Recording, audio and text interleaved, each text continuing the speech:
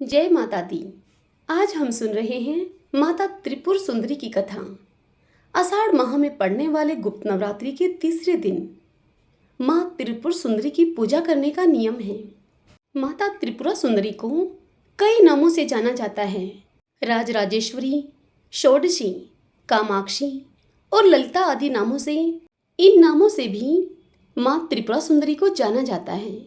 माँ त्रिपुरा सुंदरी 10 महाविद्याओं में से एक है। इन माता षोडशी को सर्वोच्च देवी महादेवी के एक प्रमुख पहलू के रूप में पूजा जाता है। अगर कोई व्यक्ति पूरे सच्चे मन से माँ षोडशी की पूजा करता है तो उसके जीवन की समस्त समस्याएं दूर हो जाती हैं और उसके जीवन में सुख और समृद्धि का वास होता है। इसके अलावा आषाढ़ मास में पड़ने वाले गुप्त नवरात्रि के तीसरे दिन माँ षोडशी की पूजा करने से मृत्यु के पश्चात मोक्ष की प्राप्ति होती है। शास्त्रों में माँ षोडशी को महाविद्याओं की तीसरी विद्या बताया गया है। ऐसा माना जाता है कि माँ षोडशी तीनों लोकों में सबसे सुंदर हैं। माँ षोडशी को त्रिपुरा सुंदरी, ललिता और राजेश्वरी भी कहा जाता है। शास्त्रों में माँ षोडशी को माँ पार्वती का प्रतिनिधित्व करने वाली देवी बताया गया है। इसलिए माँ षोडशी को तांत्रिक पार्वती भी कहा जाता है। माता षोडशी 16 वर्ष की कन्या के रूप में दिखाई देती हैं। शास्त्रों में बताया गया है कि माँ षोडशी का रंग सुनहरा लाल होता है। माँ दुर्गा के समस्त रूपों में से एक रूप जगत प्रसिद्ध देवी त्रिपुर सुंदरी का है। माँ षोडशी तीनों लोकों में सबसे सुंदर और सभी कर्मों का बहुत शीघ्र फल देने वाली हैं। माँ षोडशी 16 कलाओं से युक्त 16 वर्ष की कन्या की तरह हजारों सूर्य का तेज अपने अंदर समाहित किए हुए हैं।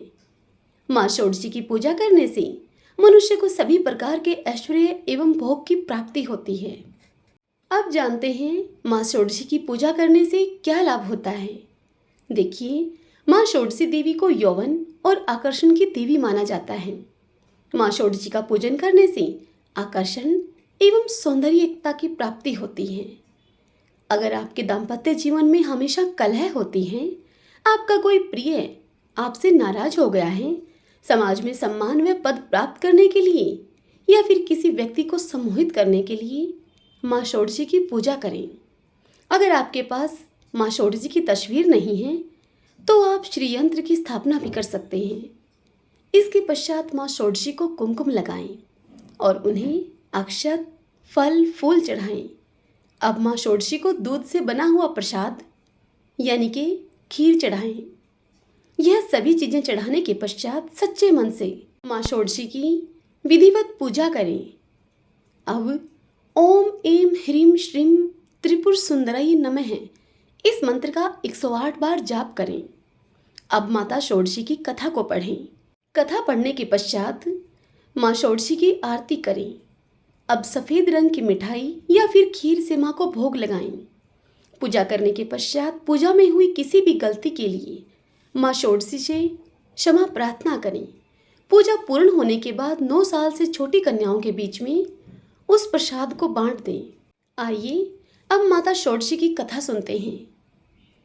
पौराणिक कथा के अनुसार जब भगवान शिव ने क्रोध के कारण कामदेव को अपना तीसरा नेत्र खोलकर भस्म कर दिया था, उस समय भगवान शिव के गणों ने उस भस्म को समेटकर उस भस्म को गीला करके एक सुंदर पुतला बनाया और भगवान शिव से कहा कि हे भगवान, इस पुतले में प्राण प्रतिष्ठा कर दीजिए।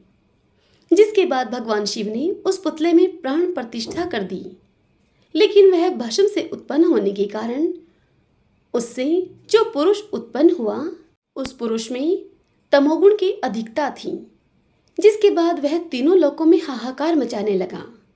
उसने देवराज इंद्र के समान ही दूसरे स्वर्ग का निर्माण किया।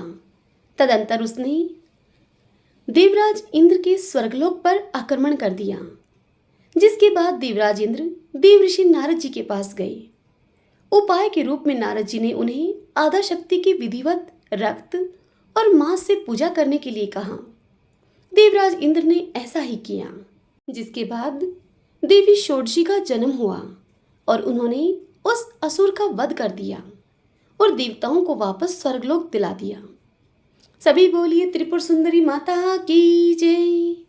भक्तजनों, यदि यह कथा और यह पूजा विधि आपको पसंद आई हो तो इस वीडियो को लाइक करें और कमेंट बॉक्स में माता त्रिपुर सुंदरी की जय लिखिएगा।